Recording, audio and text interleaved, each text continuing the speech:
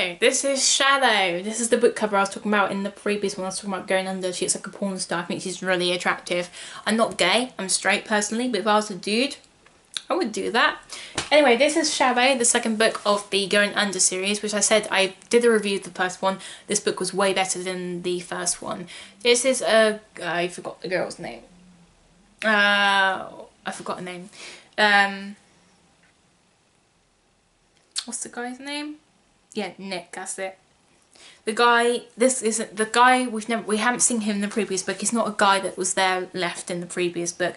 Nick is actually a friend of Jesse's, who's the guy that the girl Claire fell in love with in the first book. So he's kind of just brought into the book, but with previous connections. It's kind of just like I could set up a book saying that I fell in love with a guy and then my cousin came into town and he's going to fall in love with my best friend. Easy. Make up a character, bring it in, someone's connected to them, that's how they get in. Because you can't really, it's harder to bring a new character in and kind of just build them in. You can, but you know, it's better if you've got personal relationships to the people that already have been built into this story, so that way you understand why they already get like the friendship badge into the group, you know, that people need to work into, if that makes sense. I did enjoy this book a lot more. This one's a love story of Claire's best friend who falls in love with Jesse's, like, not best friend, not, you know, not his MAGA best friend, but one of his friends, and he's a man whore more than I think Jesse was, actually. Jesse was a man whore too, but we didn't really get to see that of him. He just kind of just told us. It wasn't really in the book. This was the same. We didn't really see him with another girl. We did, but not like that. I don't want to give any spoilers of like ruin what really happens without giving too much, but they first meet by her hitting into his car, but not hitting him literally so that there's damage to the car. It was like, you know, a near miss basically. And Jesse had just been talking about his mate Nick, and she doesn't know that this guy she ends up talking to, who the car that she crashed, and he's a really hot guy, and she like puts her walls up anyway and just kind of doesn't let him in. She thinks he's an arrogant asshole. She doesn't realise, she makes a bet with him to do, he's going to do a car race because he has a really cool sporty car, and she doesn't realise that he's actually the Nick that Jesse was just talking about, the one that's a big player and sleeps with lots of girls, and it's a really good car racer. So she doesn't know it's Nick, obviously, and she's just kind of like, how good can you be at being in the car, doing the car race? It's not like you're Nick, obviously, and he is, so of course how good he is at doing cars. And she sees him with another girl anyway. But yeah, it's really good. I liked it. I liked how quick he seemed to fall for her. I think there was more romance to this one than the other one. There was more of like parents stuff in the background. There was for this one, but it wasn't as hectic as the previous one. There was more family issues in the first one. There was in this one, but it was just kind of like 10% less of what was there before, and I kind of liked it more this way. Nick quickly soon realised that he was falling in love with a girl, and he wanted her different than the other girls, and she really likes him. I'm trying to decide what to tell you and not ruin it.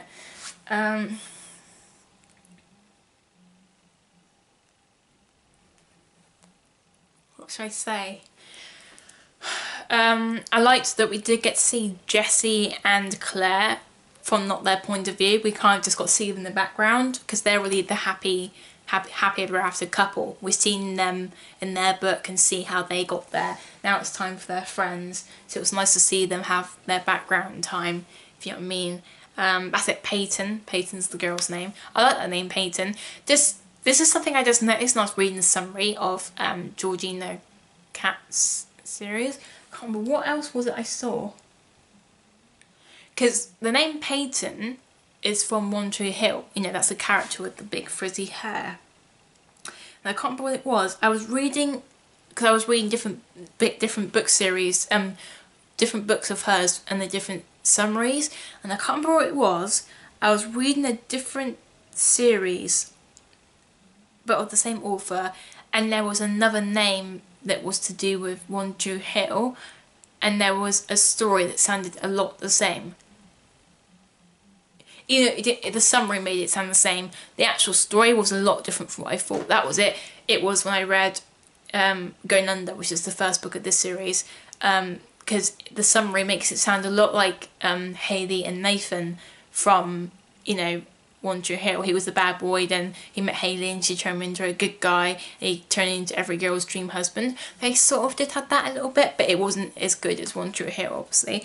But then I saw Peyton in this one, and it kind of made me laugh because Jesse was the bad boy in the first book, and he had a girlfriend called Peyton, didn't he? And he was treated like crap, and then he met Hayley. And then we got Peyton in this book. Even though this Peyton and Jesse weren't together, it seems like, I think like the Georgina Katz has maybe watched One Tree Hill before, I think. I don't know if she did that on purpose, like she likes One Tree Hill and she just put a little link to it. But it just made me think of that.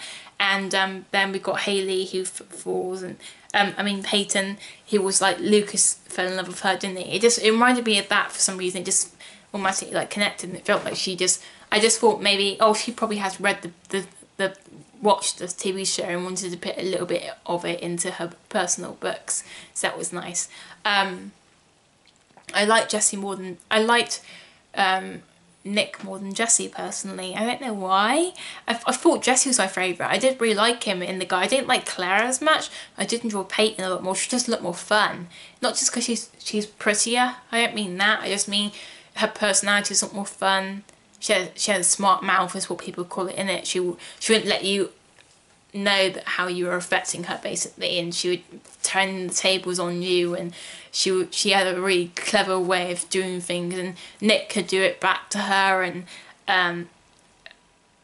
I like that she didn't put up with crap and sort of stuff. She's like, because he was just looking for a one-night stand with her at the beginning, and she's like, you're not getting that from me, you know. If a guy's going to be with me, it's going to be the whole thing, baby, and you don't want that.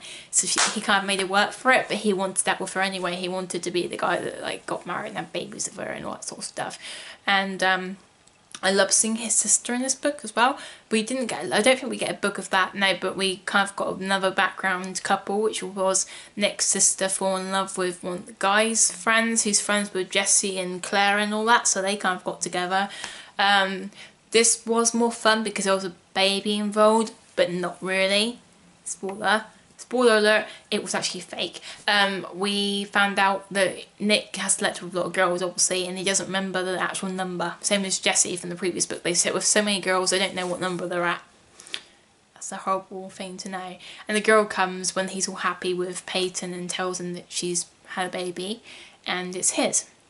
And he tells Peyton this, obviously she gets very upset and ends up breaking it up with him, but not just because he told her that he's got a baby, but he says some harsh things and she says some harsh things because she's upset, and they end up breaking up basically and all that sort of stuff, and it ruins their relationship. But then he finds out he actually doesn't have a baby.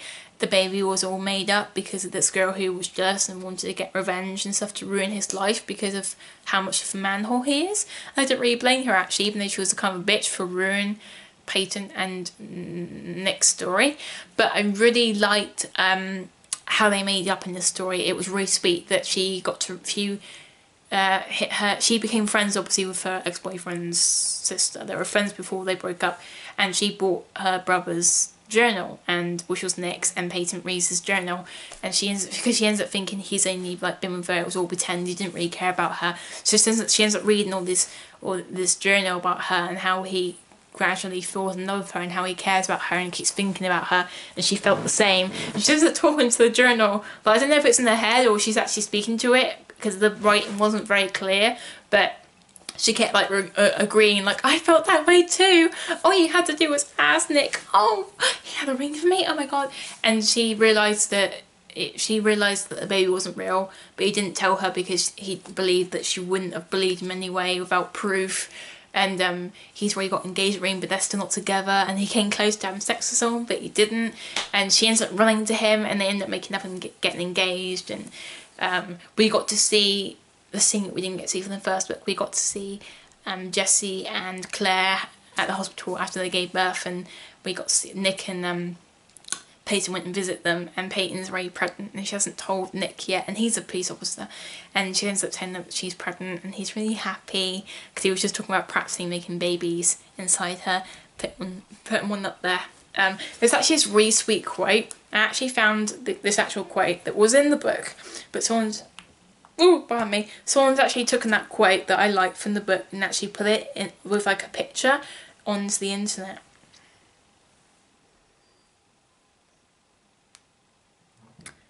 There it is. It's just this one here. It's from the second book and it's Nick. This is what Nick's saying to Peyton. And he was actually a bit drunk at this point. It was in a bad moment, but it was just really sweet. Because he's like wrapping his arms around her belly. She's not pregnant, don't worry, but this is just something sweet that he says when they're in the middle of like argument. He says, "You are my everything. I don't want babies of anyone but you. I want to put them inside you one day and let them watch them grow right here, Nick." It was just so sweet that he was desperate at saying how it was a way of him showing that he really had fell in love with her and he really wanted to have a life with her and wanted to put babies with her. She's really upset because she thought that he might had a baby with someone else that he wasn't aware of, obviously, but she got upset because she's like, "I wanted to be the one to give you babies. I wanted to be the first one to give you babies." And this was actually something that has been copied from Georgina's Cat's best-selling series, which was Beauty. The girl saying similar thing had exactly the same in her best-selling series, and she said the exactly same when she found out that he might have a baby with someone else, but they had to go and get a test. And she's like, "I wanted to be one to give you babies. I wanted to be the first one to have your children, and now that's taken away from me that I might not be the only one, the first one to give you babies." So that didn't annoy me that she repeated it. I liked it. Anyway, I just saw this on the internet and that's where I saw it from on Google Images when I typed in the title of the book. It was really good. I really enjoyed this book. I really think it was good. Personally, I don't think I really read them in order. I did appreciate Jessie and Claire a lot more, and Peyton, if you read it in order, read the first book because you care about them more. So that does work. Love you guys. Thank you for listening. Bye. You're my favourite piece. I'll see you again soon.